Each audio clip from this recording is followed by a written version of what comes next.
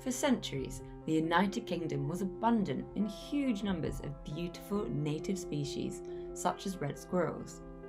Now, just 120,000 survive in the wild. Their decline is due partly to the introduction of the American grey squirrel. The Victorians first introduced the American grey squirrel to the UK during the 1800s, some 2.6 million years after the native red squirrel arrived in the UK. We naturally don't want to lose another native species from our landscapes. However, it's not just about saving the red squirrel. The grey problem is far wider than that. Biodiversity of our ecosystems have been severely damaged due to the invasive grey squirrel. You see, grey squirrels enter our broadleaf woodlands, gnaw at the tree to get to the sweet, sap-filled layers just beneath the bark, stopping the sugars from moving around the trunk, and eventually the trees will die.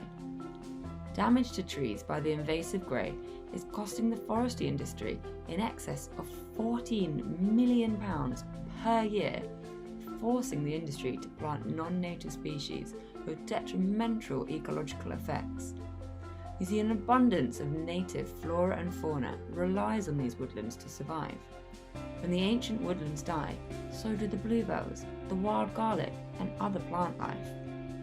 The forest floor houses thousands of invertebrate species, meaning when the plants die, so do the insects, which rely on it to survive. When the insects die, the voles, mice, and songbirds disappear too.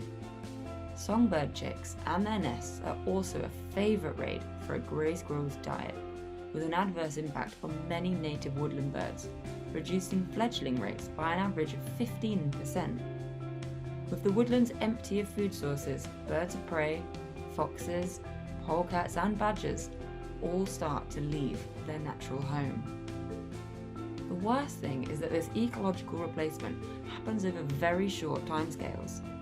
The introduction has been detrimental to the biodiversity decline of our living ecosystems over the past century.